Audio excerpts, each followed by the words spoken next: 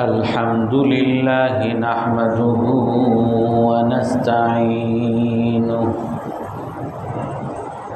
व नस्तगफिरुहु व नु'मिनु बिहि व नतवक्कलु अलैहि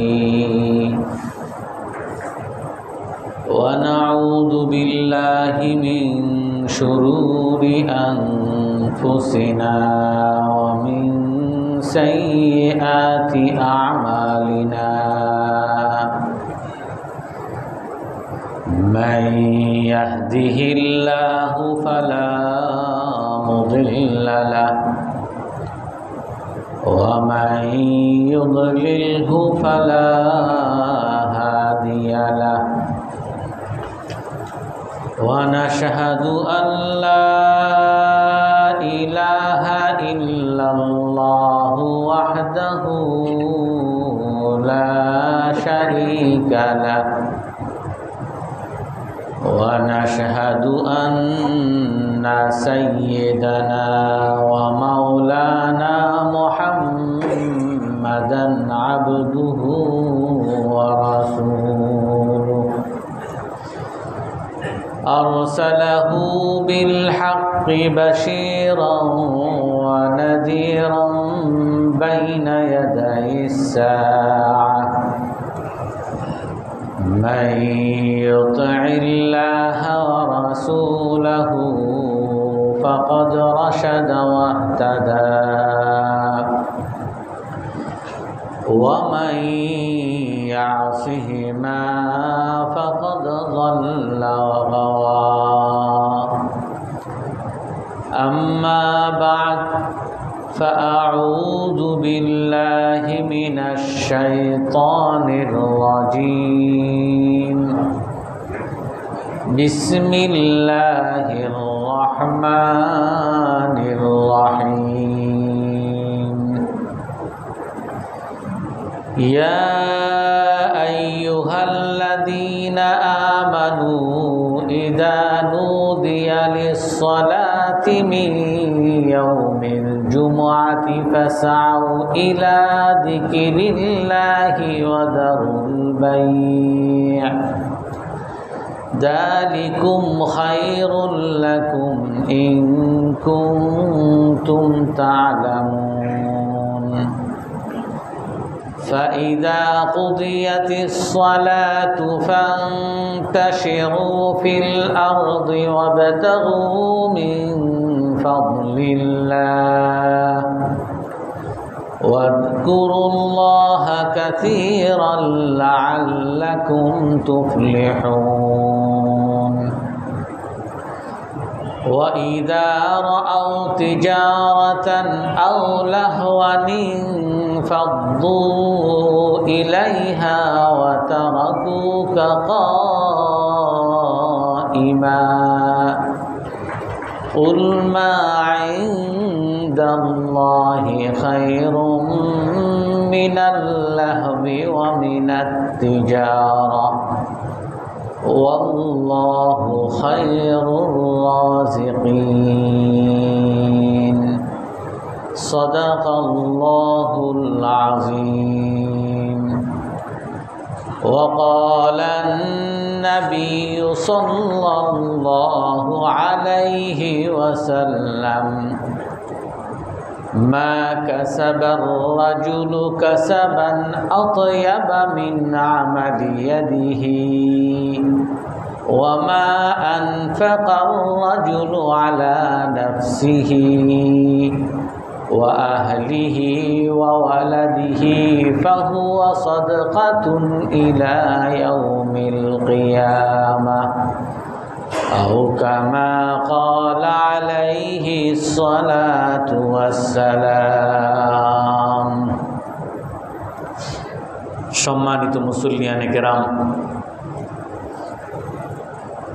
सम्पद सम्पर्के मुसलमानेर करणीय सेई विषये आमरा आलोचना करब।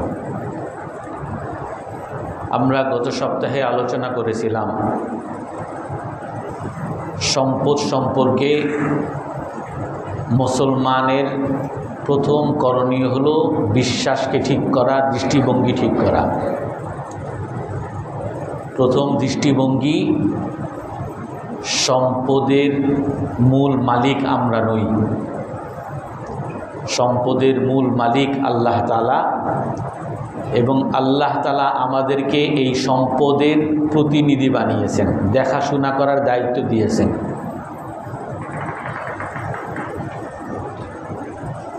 দ্বিতীয় বিষয়, যেই সম্পদের আল্লাহ তাআলা মানুষকে বা মুসলমানকে সম্পদ দিয়েছেন শুধুমাত্র পরীক্ষা করার জন্য। সম্পদ যাকে বেশি দিয়েছেন তাকেও এই সম্পদের দ্বারা পরীক্ষা করেন, আর যাকে কম দিয়েছেন, অভাবী দরিদ্র বানিয়েছেন, তাকেও এর দ্বারা পরীক্ষা করেন। আল্লাহ তাআলা সবাইকে ধনী বানান নাই। কোরআনে কারীমের মধ্যে আল্লাহ তাআলা বলেন, ওয়ালাউ বাসাতাল্লাহুর রিজকা লিইবাদিহি লাবাগাউ ফিল আরদি ওয়ালাকি ইউনাজ্জিলু বিকদরিম মা ইয়াশা। আল্লাহ তাআলা যদি তার বান্দাদেরকে প্রশস্ততা, সচ্ছলতা দিতেন, সবাইকে ধনী বানাইতেন, তবে তারা দুনিয়ার মধ্যে সন্ত্রাস, বিশৃঙ্খলা করত। অর্থাৎ সম্পদের কারণে মানুষ অনেক সময় সন্ত্রাসী হয়ে যায়, অহংকারী, বিশৃঙ্খলাকারী, সমাজের মধ্যে অশান্তি সৃষ্টিকারী হয়ে যায়। এই কারণে আল্লাহ তাআলা সকলকে ধনী বানান নাই। অন্য একটা আয়াতের মধ্যে আল্লাহ তাআলা বলেন, ওয়ারাফা'না বা'দাহুম ফাওকা বা'দিন দারাজাতিল লিয়াত্তাখিযা বা'দুহুম বা'দান সুখরিয়া। আমি মানুষের মধ্যে কিছু মানুষকে কিছু মানুষের উপরে সম্পদের ক্ষেত্রে মর্যাদা দিয়েছি, কাউকে ধনী বানিয়েছি, কাউকে তুলনামূলক গরিব বানিয়েছি। কেন? লিয়াত্তাখিযা বা'দুহুম বা'দান সুখরিয়া, যাতে একে অপরকে কর্মচারী বানাতে পারে। তাফসীরের মধ্যে আসে যে আল্লাহ তাআলা যদি সকলকে ধনী বানাইতেন, তাহলে মানুষের অনেক কাজ এগুলো কর্মহীন বা পড়ে থাকত। আমরা আমাদের বাসার সামনে দুনিয়ার দুর্গন্ধ অনেক সময় দেখি। কেন? কারণ সবাই বাসার সামনে একটা ড্রাম থাকে, সেখানে সবাই আবর্জনা ফেলে। আর এই আবর্জনা যারা ময়লা পরিষ্কার করে, ময়লা নিয়ে যায়, তারা যদি একদিন দুই দিন না নেয়, তাহলে বাসার দুর্গন্ধ হয়ে যায়। এমনিভাবে আমাদের অনেক কাজ আছে, বা কোনো কাজই একজন মানুষের পক্ষে সব করা সম্ভব না। আপনার অনেক টাকা পয়সা আছে, আপনার বাসায় শর্ট সার্কিট করছে, কারেন্ট নাই, ফ্যান নাই, আলো নাই, কিছুই নাই। আপনি যতই ধনী হন, আপনি এটাকে ঠিক করতে পারবেন না। আপনাকে এই ঠিক করার জন্য রাত 2টার সময় নষ্ট হয়েছে, কোনো মিস্ত্রিও পাবেন না, আর কোনো যতই টাকা পয়সা থাকুক কাউকে আপনি খুঁজে পাবেন না। আর যদি কোনো মিস্ত্রি পান, আর তার কাছে যদি আবার তার যন্ত্রপাতি না থাকে, আপনার এটা সম্ভব না। অর্থাৎ দুনিয়ার মধ্যে আল্লাহ তাআলা অনেককে ধনী বানাইছেন, অনেককে গরিব বানাইছেন, কারণ মানুষ একে অপরের পরিপূরক। সবাইকে যদি ধনী বানাইতেন, যেমন অনেকেই বলে যে সৌদি আরবে যদি বাঙালিরা কাজ করতে না যাইতো, তাহলে সৌদি আরব সব ডাস্টবিনে পরিণত হইত। সৌদি আরবে যদি কাজ করতে না যাইতো, তাহলে সেখানে কৃষি কাজ করার মতো কেউ থাকতো না। অর্থাৎ আল্লাহ তাআলা গরিব বানানো, ধনী বানানো, এটা বৃহত্তর স্বার্থে, সকলের স্বার্থে, যাতে সকলের কাজ সম্পূর্ণ হয়। এখানে প্রশ্ন আসতে পারে যে আল্লাহ তাআলা ধনী বানানো, গরিব বানানো সকলের স্বার্থে ঠিক আছে, কিন্তু আমাকে কেন গরিব বানাইলেন? আমাদের অনেকেই আল্লাহর উপর আপনার রাগ হই যে তারই শুধু সে 2 নম্বরই 6 নম্বরই সবই করে, তারপরও আল্লাহ তাআলা তারে ধন দৌলত দিতেই থাকে, আর আমি এত 5 ওয়াক্ত নামাজ পড়ি, সৎ থাকার চেষ্টা করি, আমাকে আল্লাহ তাআলা গরিব শুধু বানায় যায়, আমারে কেন গরিব বানায়? রাসূলুল্লাহ সাল্লাল্লাহু আলাইহি ওয়াসাল্লাম হাদিসের মধ্যে বলেন, ইন্না জিব্রাইল আতানি ওয়া ইউকরিউকা সালাম। জিব্রাইল আলাইহিস সালাম আমার কাছে একদিন আসছেন আর এসে বলতেছেন, ইন্না রব্বাকা ইউসাল্লিমু আলাইক, আপনার পালনকর্তা আল্লাহ তাআলা আপনাকে সালাম দিয়েছেন। এবং তারপরে বলছেন, ইন্না মিন ইবাদি মান লা ইয়াসলুহু ঈমানুহু ইল্লা বিল গিনা লাউ আফকারতুহু লাকাফা। আমার বান্দাদের মধ্যে অনেক বান্দা এমন আছে তাদের সংশোধন সম্ভব না ধনী হওয়া ছাড়া। আমি তাকে ধনী বানাইছি তাকে সংশোধন করার জন্য। লাউ আফকারতুহু লাকাফার, আমি যদি তাকে গরিব বানাইতাম তাহলে সে কাফের হয়ে যাইত। এক হাদিসের মধ্যেও আছে, ইন্না মিনাল ফাকরি ইউকফার, অনেক দারিদ্রতা এমন আছে যে মানুষকে কাফের বানিয়ে দেয়। অনেক ফকির মানুষ এমন আছে যে আল্লাহ তো আমারে কিছুই দেয় না, কোন আল্লাহরে মানবো, নাউজুবিল্লাহ মিন যালিক, আল্লাহ আমার উপরে জুলুম করছে, এই কথা বললেও তো কাফের হয়ে যাবে। ওয়া ইন্না মিন ইবাদি মান লা ইয়াসলুহু ঈমানুহু ইল্লা বিল ফাকরি লাউ আগনাইতুহু লাকাফার। রাসূল সাল্লাল্লাহু আলাইহি ওয়াসাল্লাম বলেন যে আল্লাহ তাআলা বলেন যে আমার বান্দাদের মধ্যে থেকে অনেক বান্দা এমন আছে যে তাদের সংশোধন একমাত্র অভাব দ্বারা হবে। আমি যদি তাদেরকে ধনী বানাইতাম তাহলে তারা কাফের হয়ে যেত। আমাদের মধ্যে অনেককেই দেখি মসজিদে 5 ওয়াক্ত নামাজ পড়ে, হুজুর দোয়া করেন একটা যাতে চাকরি পাই। চাকরি যখন পাইছে তারে আর মসজিদে দেখা যায় না। সে চিন্তা করে আমার তো হয়েই গেছে, যার জন্য এত নামাজ পড়তাম এটা তো হয়েই গেছে, আর নামাজের কি দরকার? আল্লাহ তাআলা হাদিসে কুদসিতে বলেন যে আমার বান্দা অনেক বান্দা এমন আছে যাদেরকে সংশোধন করা যায় না অভাব ছাড়া, দারিদ্রতা ছাড়া। আমি যদি তাকে ধনী বানাইতাম সে কাফের হয়ে যাইত। ইন্না মিন ইবাদি মান লা ইয়াসলুহু ঈমানুহু ইল্লা বিসাকবি লাউ আসহাতু লাকাফার। আমার বান্দাদের মধ্যে থেকে অনেক বান্দা এমন আছে যাদের সংশোধন সম্ভব না অসুস্থতা ছাড়া। আমি যদি তাকে সুস্থ রাখতাম সে কাফের হয়ে যাইত। অনেক মানুষ আছে নামাজও পড়ে না, রোজাও রাখে না, হঠাৎ করে মসজিদে দেখা যায়, কি ভাই, যে আমার তো একটা বড় অসুখ ধরা পড়ছে হুজুর, আমার তো ক্যান্সার ধরা পড়ছে, এই জন্য একেবারে দাড়ি টুপি মসজিদে 5 ওয়াক্ত আসতেছে। আল্লাহ তাআলা হাদিসে কুদসিতে বলেন যে আমার অনেক বান্দা এমন আছে যাদের সংশোধন সম্ভব না অসুস্থতা ছাড়া। আমি যদি তাকে সুস্থই রাখতাম সে কাফের হয়ে যাইত। ওয়া ইন্না মিন ইবাদি মান লা ইয়াসলুহু ঈমানুহু ইল্লা বিসিহা লাউ আসকামতুহু লাকাফার। অনেক বান্দা এমন আছে যাদের সুস্থতা সম্ভব না সুস্থতা ছাড়া, যাদের সংশোধন সম্ভব না সুস্থতা ছাড়া, তাকে যদি অসুস্থ বানাইতাম সে কাফের হয়ে যেত। অনেক মানুষ নামাজ পড়ে, রোজাও রাখে, সবই রাখে, কিন্তু অসুস্থতা ধরা পড়ছে, ডাক্তার তারে বলছে যে আপনার এই চিকিৎসা করাইতে তো 20 লাখ টাকা লাগবে, আপনার তো ব্রেনে টিউমার হয়েছে, এটা ঠিক, এই অপারেশন করতে 20 লাখ টাকা লাগবে। সে তখন বলে আমি এত নামাজ পড়লাম, এত কিছু করলাম, আল্লাহ তাআলা এই 20 লাখ টাকা আমার কান্দে দিছে, আমি কোথায় পাবো? আল্লাহ আর কাউরে পাইল না, কাফের হয়ে গেল। অথবা এখন এই টাকা কোত্থেকে জোগাড় করব? সে এতদিন সৎ ছিল যে ভাই আমার ব্রেনে টিউমার হয়েছে, ঘুষ খাওয়া শুরু করে, সুদ খাওয়া শুরু করে, মানুষের জমি জমা দখল করা শুরু করে, ভাইয়ের জমি বোনের জমি বিক্রি করে দেয়, কারণ তার অসুস্থতা হয়েছে। আল্লাহ তাআলা বলেন যে অনেক মানুষ এমন আছে তাদের সংশোধন সম্ভব না সুস্থতা ছাড়া, আমি যদি তাকে অসুস্থ বানাইতাম সে কাফের হয়ে যেত। তো এই হাদিসের দ্বারা আমরা কি বুঝতে পারি?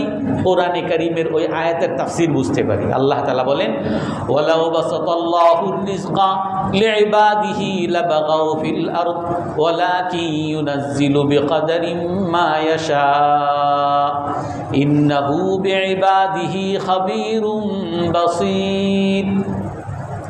আল্লাহ তাআলা যদি তার বান্দাদেরকে সচ্ছলতা দিতেন, তার বান্দারা অহংকারী, সীমালঙ্ঘনকারী, সন্ত্রাসী, অশান্তি সৃষ্টিকারী হয়ে যেত।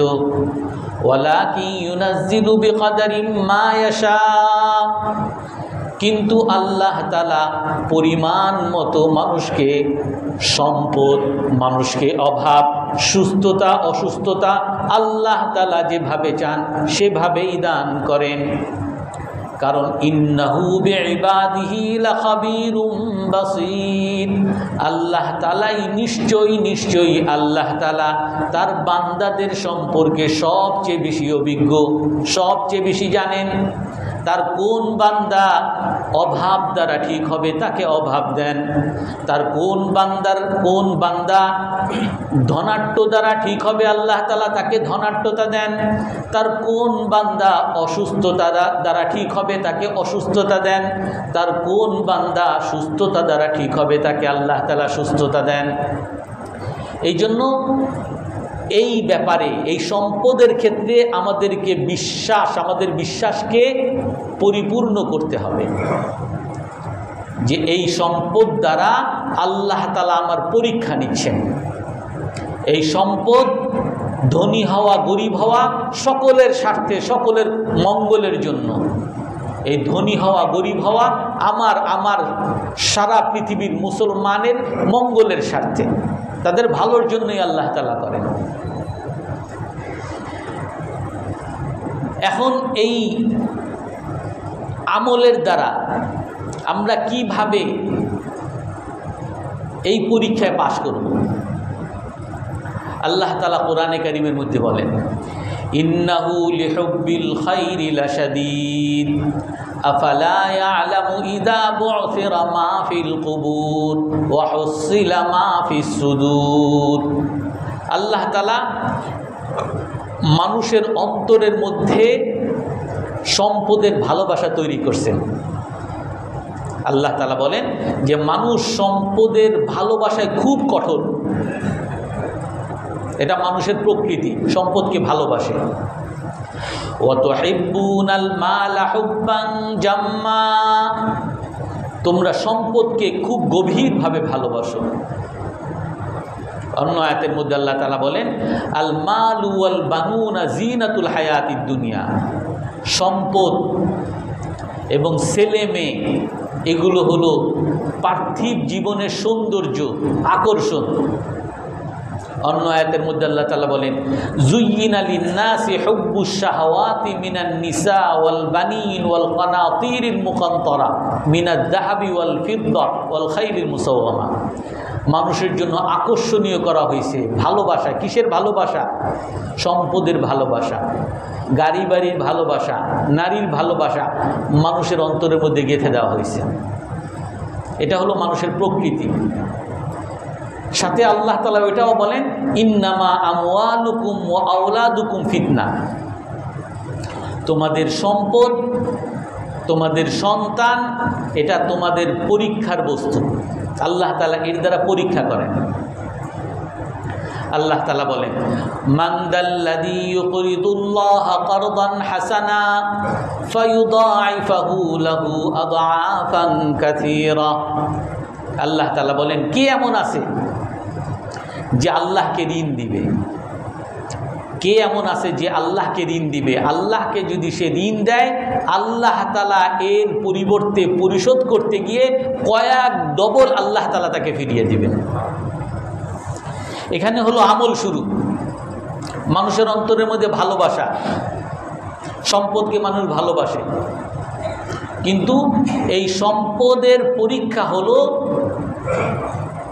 সম্পদ আপনার থাকুক বা না থাকুক, যতটুকুই থাকুক, এই সম্পদের ভালোবাসা আপনার অন্তরের মধ্যে আছে, কিন্তু এই সম্পদের প্রতি অতিরিক্ত ভালোবাসা থাকা যাবে না। অতিরিক্ত ভালোবাসা বলতে যে এই সম্পদের কারণে আল্লাহ তাআলার আদেশ লঙ্ঘন করা যাবে না, এই সম্পদের কারণে দুনিয়ার মধ্যে অশান্তি সৃষ্টি করা যাবে না, এই সম্পদের কারণে দুনিয়ার মধ্যে ফিতনা ফাসাদ সন্ত্রাস সৃষ্টি করা যাবে না। এক হাদিসের মধ্যে রাসূল সাল্লাল্লাহু আলাইহি ওয়াসাল্লাম বলেন, ইত্তাকুশ শুহরা ফাইন্নাশ শুহরা ক্বাদ আহলাকা মান কানা ক্বাবলাকুম। তোমরা সম্পদের লোভ থেকে বেঁচে থাকো, কারণ এই সম্পদের লোভ এটা তোমাদের পূর্ববর্তী জাতিদেরকে ধ্বংস করে ফেলছে। এই সম্পদের লোভ মানুষকে মারামারি, কাটাকাটি, রাহাজানি, মানুষের মধ্যে রক্তারক্তিতে বাধ্য করেছে। এই জন্য সম্পদের ভালোবাসা আপনার অন্তরে আছে, কিন্তু এই সম্পদের লোভ আপনার অন্তরের মধ্যে থাকা যাবে না। সম্পদ খারাপ না, সম্পদ খারাপ না, সম্পদ ভালো। কিছুদিন আগে একজনার 3 আলেমের কথা শুনতেছিলাম। একজন জিজ্ঞাসা করে যে সবচেয়ে খারাপ, আমাদের দেশের মধ্যে সবচেয়ে খারাপ পেশা কোনটা? তো একজন বলে বাংলাদেশের মধ্যে সবচেয়ে খারাপ পেশা হলো পুলিশি পেশা। কেন? যে পুলিশের মধ্যে কেউ ঘুষ খায় না এমন নাই, সবাই ঘুষ খায়। তো আর একজন বলে যে আপনি পুলিশের পেশারে খারাপ বলতেছেন, এই একজন পুলিশ সে যদি ঘুষ না খায়, সে যদি মানুষের উপকার করতে চায়, সে যদি যেই সমস্ত মানুষ মিথ্যা মামলায় জড়াইছে, অযথা হয়রানিতে জড়াইছে, তাদেরকে যদি বাঁচায়, তাকে আপনি কি বলবেন? না, সে তো সবচেয়ে ভালো মানুষ, তো আপনি পেশারে খারাপ কেন বলেন? অর্থাৎ এই পুলিশি পেশা এমন একটা পেশা যে এই পেশা দ্বারা সে বিরাট কল্যাণমূলক কাজ করতে পারে। আরেকজন বলে যে সবচেয়ে খারাপ পেশা হলো বাংলাদেশে ডাক্তারি পেশা। কেন? ডাক্তাররা হলো সব ডাকাত। তারা এমন কোনো ডাক্তার নাই যে ডাক্তার তারা টেস্ট দিবে আর সেখান থেকে কমিশন খাবে না, কমিশন খায় না টেস্ট থেকে, এরকম ডাক্তার একজনও খুঁজে পাওয়া যাবে না। অযথা মানুষের অপারেশন দিবে, অযথা মানুষকে বিভিন্ন ধরনের টেস্ট দিবে, ডায়াগনোসিস করতে দিবে, সে কমিশন খাওয়ার জন্য। তো আরেকজন বলে যে এমন কি ডাক্তার পৃথিবীতে বাংলাদেশে নাই যে ডাক্তার কোনো অযথা কোনো পরীক্ষা দেয় না, সে কোনো কমিশন নেয় না, যেই সব জায়গায় কমিশন আছে এই সব জায়গায় সে রেফারও করে না, সে তার ডাক্তারি পেশা করেই শুধুমাত্র মানুষের কল্যাণের জন্য। তাকে রাত 2টার সময় যদি কেউ ডাকে, টাকা পয়সা না দিতে বললেও তার কাছে ছুটে যায়। বা হ্যাঁ, এরকম তো থাকতে পারে, এরকম তো আছে কিছু। তাহলে আপনি কেন সেই পেশাকে খারাপ বলবেন? আর একজন বলে সবচেয়ে খারাপ পেশা উকিলি পেশা। উকিলের কাজই হলো মানুষরে শুধু হয়রানি করা। কোনো তার কাছে গেছেন আর এই আপনার এই মামলা, এমনি মামলা করেন, এমনি করেন, এই বাদীর কাছ থেকেও পয়সা খাবে, বিবাদীর কাছ থেকেও পয়সা খাবে।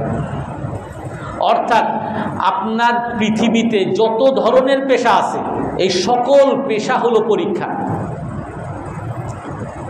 এই পেশা দ্বারা আপনার সম্পদ, আপনি অনেক ধনী মানুষ, আপনি যদি এই ধন দ্বারা এলাকার মধ্যে গানের কনসার্ট করতে চান, পারবেন। এলাকার মধ্যে আপনার বিরোধী পক্ষের মারতে চান, পারবেন। আপনি সমস্ত সিন্ডিকেট আপনি নিজের আয়ত্তে নিতে চাইবেন, পারবেন। আপনি দাম বাড়িয়ে মানুষকে ঠকিয়ে সমস্ত টাকা পয়সা নিজের হাতে নিতে চান, পারবেন।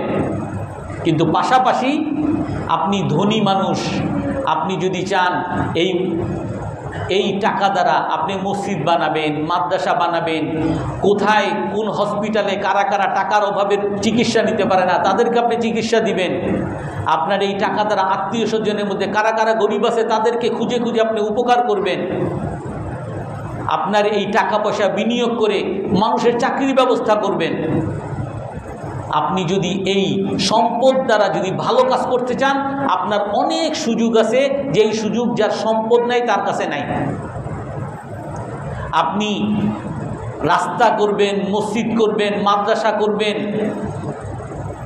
কূপ লাগাবেন, এগুলো এমন একটা সওয়াবের কাজ যে এই সওয়াবের কাজ আপনি মারা যাওয়ার পরেও চলতে থাকবে, প্রবাহমান থাকবে। কিন্তু যার কাছে টাকা নাই, যে মসজিদ বানাইতে পারে নাই, রাস্তা বানাইতে পারে নাই, কূপ বানাইতে পারে নাই, তার জন্য এটা সম্ভব না। অর্থাৎ এই সম্পদ, ক্ষমতা, শক্তি এগুলো সবই পরীক্ষার বস্তু। আপনি এটাকে ভালো কাজেও লাগাইতে পারবেন, খারাপ কাজেও লাগাইতে পারবেন, এটা আপনার বিষয়। কিন্তু মানুষ সাধারণত সম্পদশালী হইলে, ক্ষমতাশালী হইলে পার্সেন্টেজ, ভালো হওয়ার পার্সেন্টেজ কমে যায়। মানুষ যত অভাবী থাকে ওই তাদের পার্সেন্টেজ বেড়ে যায়, ভালো মানুষ হওয়ার ক্ষেত্রে হার, গরিব মানুষের হার বেশি থাকে। আর এই জন্যই রাসূলুল্লাহ সাল্লাল্লাহু আলাইহি ওয়াসাল্লাম হাদিসের মধ্যে বলছেন, ইয়াদখুলুল জান্নাতাল ফুকারাউ ক্বাবলাল আগনিয়া বি500 আম। গরিব মুসলমান ধনী মুসলমানের 500 বছর আগে জান্নাতে যাবে। কারণ ওই হারের কারণে। এমন না যে ধন হওয়া খারাপ, না, ধন হওয়া ভালো। কারণ ধন সম্পদ যদি না হয় আপনি যাকাত দিতে পারবেন না, সম্পদ না হইলে আপনি হজ করতে পারবেন না, সম্পদ না হইলে আপনি মসজিদ বানাইতে পারবেন না, মাদ্রাসা বানাইতে পারবেন না, সম্পদ না হইলে আপনি জিহাদ করবেন, অস্ত্রশস্ত্র কিনতে পারবেন না। কিন্তু এই সম্পদশালী ভালো কাজে তার সম্পদকে ব্যয় করার হার কম। আর মানুষ গরিব হইলে আল্লাহর দিকে তার মনটা রুজু থাকে বেশি। আর এই কারণেই রাসূল সাল্লাল্লাহু আলাইহি সাল্লাম বলেন, ইয়াদখুলুল জান্নাতাল ফুকারা, জান্নাতের মধ্যে গরিবরা ধনীদের 500 বছর আগে জান্নাতে যাবে। তো এই জন্য সম্পদের ভালোবাসা আল্লাহ তাআলা মানুষের অন্তরের মধ্যে দিয়েছেন। কিন্তু সাথে আল্লাহ তাআলা কি বলেন, আল্লাহ তাআলা দিয়ে দিয়েছেন, আদেশ করছেন কি, যে তোমরা আল্লাহকে ঋণ দাও। আমরা এই গত তাফসিরের মধ্যে বিস্তারিত আলোচনা করেছিলাম। ইহুদিদের 3টা দোষের কথা আমরা এই সপ্তাহে আলোচনা করছি। তারা বলে আল্লাহ তাআলা ফকির, নাউজুবিল্লাহ, কারণ আল্লাহ তাআলা মানুষের কাছে ঋণ চায়। তারা বলে, ইহুদিরা বলে যে মুসলমান সব ফকির, শুধু হাত পাইতা চলে, তারা নিজেরা উন্নত হবে, উন্নত হইতে পারে না। আর 3 নাম্বার তারা বলে যে মুসলমানের মধ্যে উন্নতি হওয়ার আশা নাই। অর্থাৎ এই 3টা বিভ্রান্তি যেগুলো ছড়ায়, এই 3টার উত্তর নিয়ে বিস্তারিত আলোচনা হয়েছে। তো আল্লাহ তাআলা মানুষকে বলতেছে ঋণ দাও। আমি একটা ঘটনার কথা বলছিলাম। আমরা আল্লাহ তাআলা ঋণ চাই, মসজিদের জন্য টাকা চাই, মাদ্রাসার জন্য টাকা চাই, আমরা কেউ দিতে রাজি না, যে আমি দিলেই তোমারটা কমে যাবে, আমি তো পাই না, আমি মসজিদই দিছি, 3 ডাবল দিবে, কই আমার হাতে তো আমি পাইনি। একটা ঘটনা তাফসিরের মধ্যে আসছে, শুধু এই ঘটনাটা বলি। এক রাজা তার ছেলেকে পড়ানোর জন্য একজন শিক্ষককে নিয়োগ দিছে। তো শিক্ষক 1 মাস পড়াইছে, সে অন্য মানুষকে পড়াইতো, সব বাদ দিয়ে রাজার ছেলে একটু বেতন বেশি পাবে এই আশায় সে পড়াইতে আসছে। তো তার মাস শেষ হয়ে গেছে, পরের মাসের 2-3 তারিখ হয়ে গেছে, এখনও রাজা তারে কোনো বেতনই দেয় না। অথচ তার পুরো সংসারই চলে এই টিউশনের উপরে। এখন সে বিরাট অভাবে পড়ছে, এখন কোথায় যাবে সে? এত রাজার ছেলেরে পড়াইতে আসলাম, অনেক টাকা পয়সা দিবে, এখন তো টাকা পয়সাও দেয় না। পরে সে ওই বাধ্য হইয়া তার ছাত্র, রাজার ছেলে, তারে বলল যে দেখো, আমি তো আগে টিউশনি করাইতাম, সেখানে তো আমি 500 টাকা মাসে পাইতাম, এটা দিয়ে আমি মোটামুটি সংসার চালাইতাম। তোমার বাবা তো কিছুই দেয় নাই আমারে, তোমার বাবারে বলো আমার 500 টাকা, কমপক্ষে 500 টাকা দিলে আমি চলতে পারি। এখন ছেলে যখন বাবার কাছে গিয়ে বলছে যে বাবা, আমার টিচারদের তো আপনি বেতনটা দেন নাই। বলে কেন, কে বললো তোমার? বলে আমার টিচার বলছে যে তার অভাব অনেক, সে প্রতি মাসে 500 টাকা পাইতো, আপনার আমার পড়াইতে সেইটাও সে পাইছে না। এখন রাজা তার মন্ত্রীদেরকে বলে যে আমি তো ঠিক করছিলাম একে এর যাতে আর কোনো দিকে অভাবের জন্য তাকাইতে না হয়, তার একটা বাড়ি দিব, তার প্রতি মাসের একটা বেতন বরাদ্দ ঠিক করে দিব, যে তাকে যাতে আজীবন সে চলতে পারে, এবং তাকে অমুক জায়গার থেকে জমি দিব যাতে সে এইগুলো দিয়ে চলতে পারে, আর কোনো টিউশনিও তার করাইতে না হয়। তা আমি তো তাকে এই দেওয়ার চিন্তা করছিলাম, সে তো আমার ছেলের কাছে আমার অপমান করলো। ঠিক আছে, সে 500 টাকা চাইছে, তারে 1000 টাকা দিয়ে বিদায় দিয়ে দাও। এখন আপনারা এই শিক্ষককে কি বুদ্ধিমান বলবেন নাকি আহমক বলবেন, নির্বোধ বলবেন? এই শিক্ষককে কি বুদ্ধিমান বলবেন না নির্বোধ বলবেন? বুঝেন নাই? নির্বোধ। কারণ রাজা এমন, রাজা সে তো আর 500 টাকা দিবে না, এটা সবাই আমরা জানি। রাজা এমন, সে দিবে, সে কি দিবে সেটা আমি জানি না, কিন্তু সেই রাজার কাছে আমি চেয়ে নিজেকে আমি ছোট করলাম। আরও একটা ঘটনা আমি বলছিলাম, সেটাও বলি।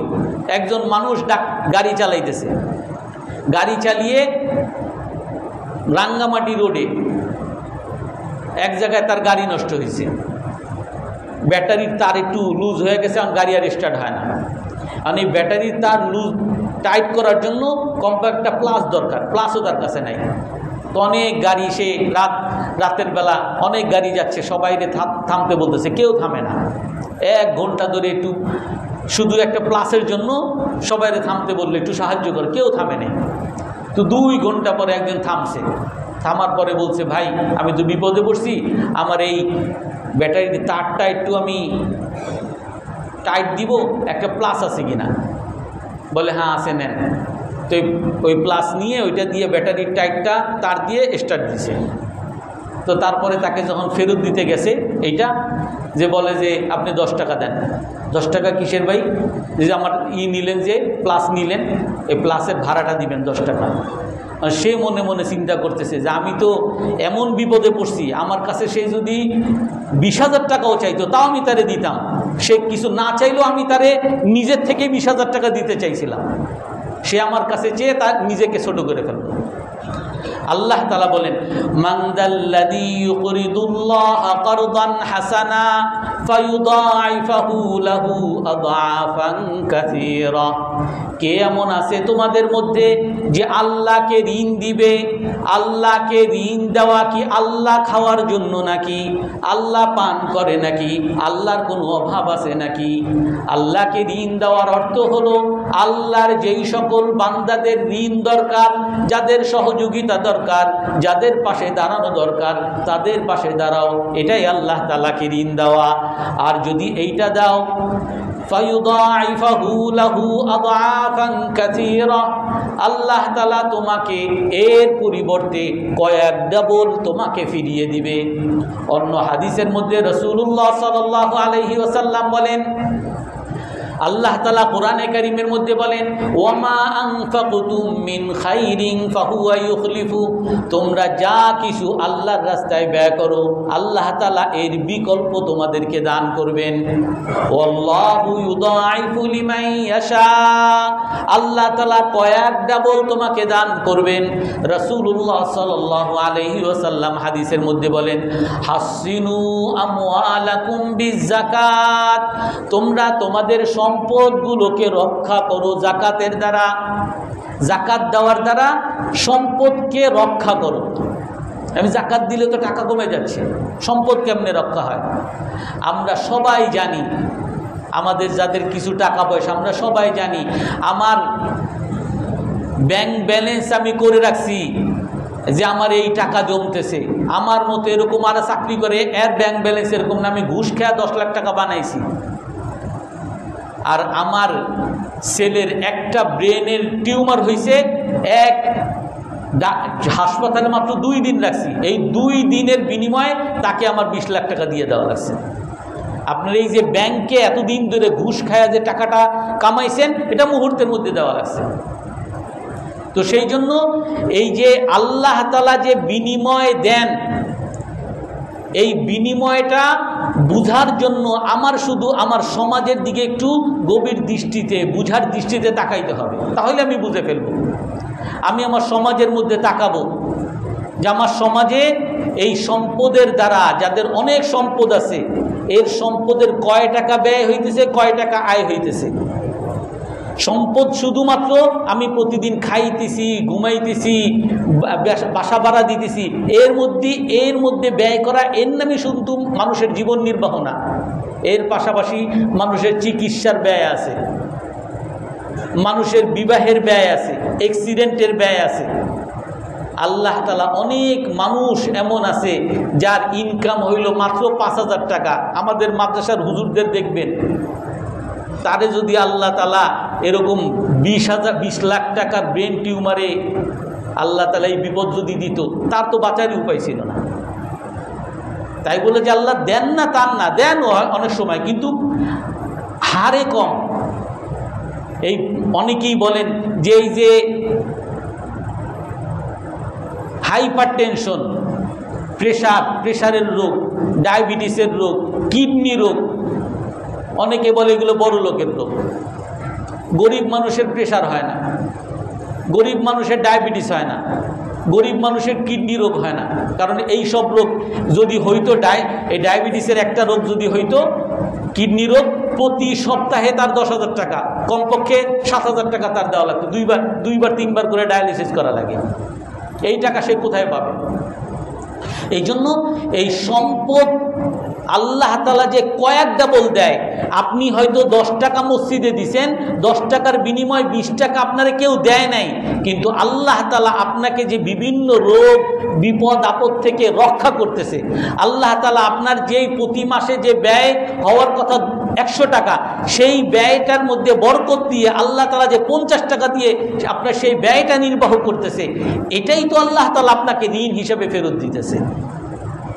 এই জন্য আল্লাহ তাআলা মানুষকে এই কথা বুঝিয়ে দেন, মানদাল্লাযী ইউকরিদুল্লাহা কারদান হাসানা ফায়ুদাইফাহু লাহু আযআফান কাসীরা। এখানে শুধু আরেকটা বিষয় বলি, হাদিসের কিতাবের মধ্যে আছে আয-যাকাতু মুজলিবাতুল লিল মাহাব্বা। মানুষ যখন যাকাত দেয়, দান করে, এর দ্বারা ভালোবাসা তৈরি হয়। কারণ জুবিল্লাতুল ইনসানু আলা হুব্বি মান আহসানা ইলাইহা ওয়া বুগদি মান আসা ইলাইহা। মানুষের প্রকৃতি হইল মানুষ তাকে ভালোবাসে যে তার উপরে দয়া করে, মানুষ তাকে ঘৃণা করে যে তার প্রতি দুর্ব্যবহার করে, খারাপ করে। যে মানুষের প্রতি ভালো করে মানুষ তাকে ভালোবাসে, যে মানুষের সাথে দুর্ব্যবহার করে বা তার ক্ষতি করে মানুষ তাকে ঘৃণা করে। এটা মানুষের প্রকৃতি। আপনি যখন যাকাত দিবেন, আপনি যখন সৎভাবে ব্যবসা করবেন, আপনি যখন আপনার সম্পদের ক্ষেত্রে আল্লাহ তাআলার আদেশগুলো পালন করবেন, তখন আপনার আশেপাশের মানুষগুলোর মধ্যে আল্লাহ তাআলা ভালোবাসা তৈরি করবেন। এরা যখন আপনার ভালোবাসবে, তখন আপনার কর্মচারী আপনার টাকা চুরি করবে না, আপনার ছেলে মেয়ে আপনার টাকা চুরি করবে না। আজকে অনেক মানুষ সে তার ছেলের বিরুদ্ধে অভিযোগ নিয়ে আসে যে আমার ছেলে আমার টাকা চুরি করে, আমার ছেলে তার হুন্ডা লাগবে, আমার হুন্ডা কেনার পয়সাই নেই, আমার ছেলে আমার উপরে অত্যাচার করতেছে, আমার ছেলে মেয়েদের, আমার স্ত্রীর উপর অত্যাচার করে। যখন আপনি আল্লাহর আদেশ পালন করবেন, তখন আপনার ছেলে মেয়ে আপনাকে ভালোবাসবে, আপনার স্ত্রী আপনাকে ভালোবাসবে, আপনার কর্মচারী আপনাকে ভালোবাসবে, আপনার প্রতিবেশীরা আপনাকে ভালোবাসবে। তো যার কারণে আপনার এই সম্পদের ক্ষতি আর হবে না। সম্পদ যেগুলো যাওয়ার উপায় ছিল, এগুলো আল্লাহ তাআলা বন্ধ করবেন। আর যখন এগুলো বন্ধ করবেন, এভাবেই আল্লাহ তাআলা হাসিনু আমওয়ালাকুম বিযাকাত, এই যাকাতের দ্বারা আপনার সম্পদকে রক্ষা করবেন।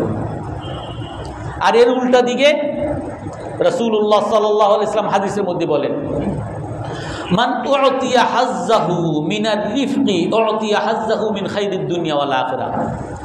যাকে আল্লাহ তাআলা নম্রতা দান করেন, যিনি নম্র, যে নম্র হইতে পারছে, কথায় কথায় গালিগালাজ করে না, কথায় কথায় চিৎকার চেঁচামেচি করে না, মান উতিয়া হাজ্জাহু মিনাল রিফকি, যাকে আল্লাহ তাআলা নম্রতা দান করছেন, আল্লাহ তাআলা তাকে দুনিয়া আখিরাতের কল্যাণ দান করছেন। দুনিয়াতেও সে সফল, আখিরাতেও সে সফল।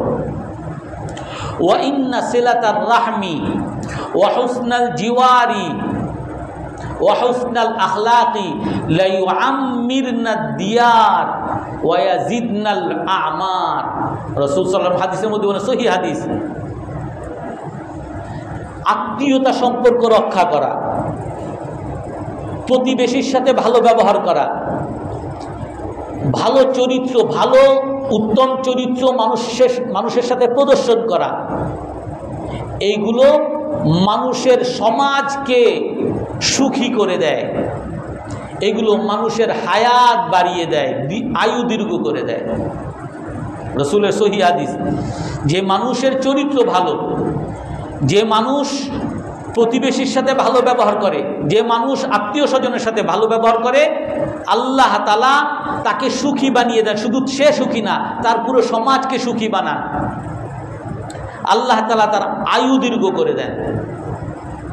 কারণ কি? কারণ হলো, আমি যখন আত্মীয়র সাথে ভালো ব্যবহার করব, আত্মীয়র সাথে আমার মারামারি থাকবে না।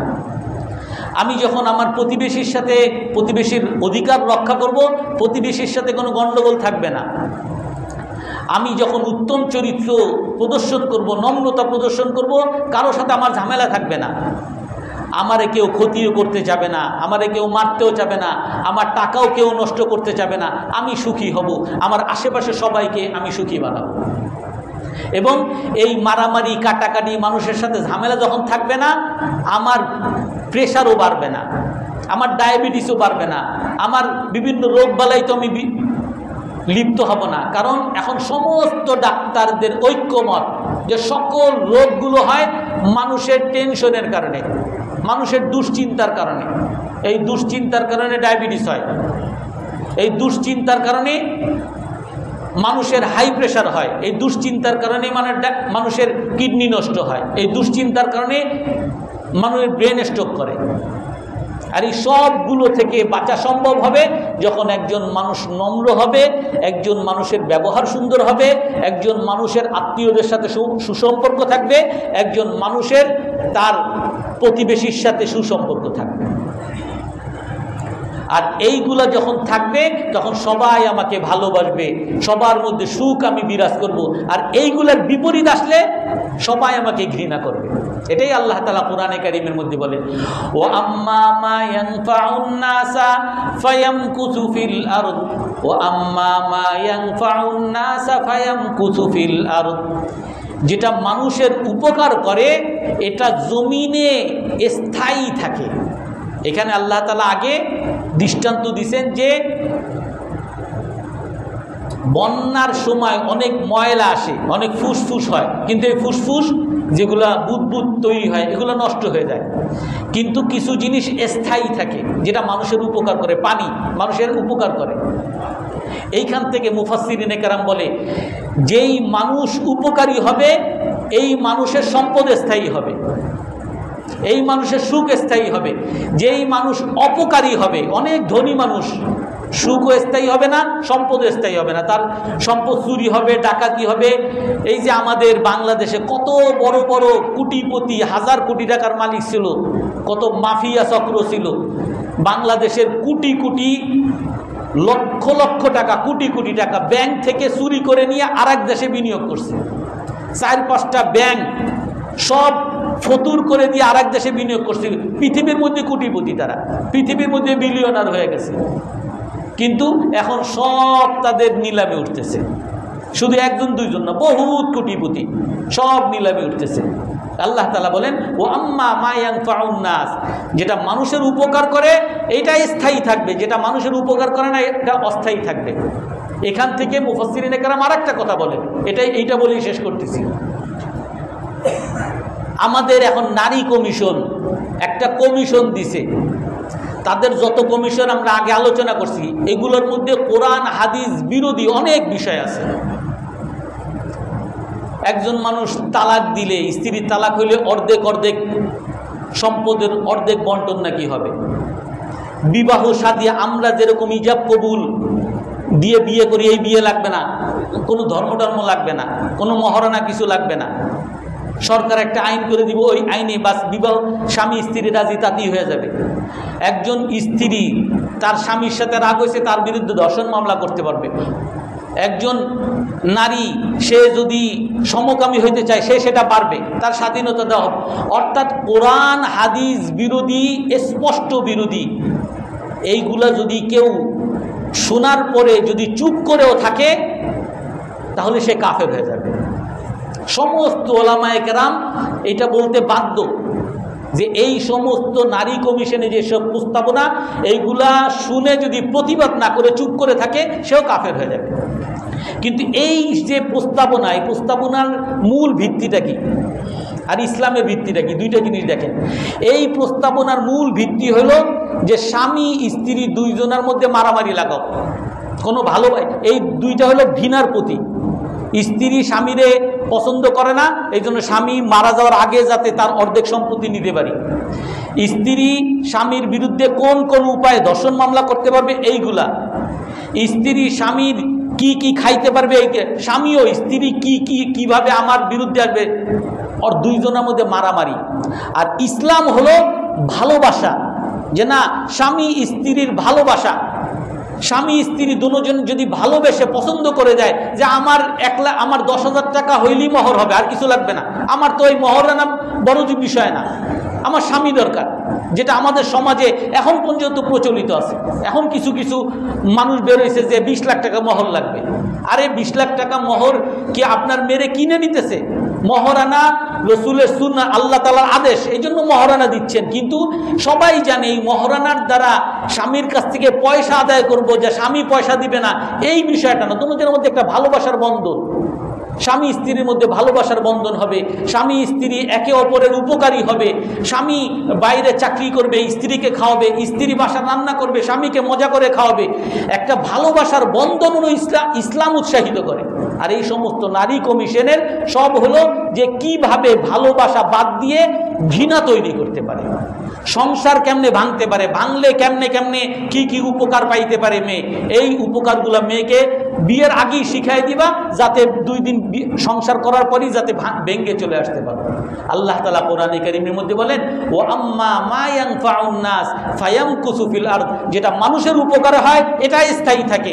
যেই বিবাহটা মানুষের উপকারের নিয়তে, স্বামীরও ছেলের মেয়ের উপকারের নিয়ত, মেয়েরও স্বামীর খেদমতের নিয়ত, এই দুজনের যদি উপকারের নিয়ত থাকে এই বিবাহটা স্থায়ী থাকবে।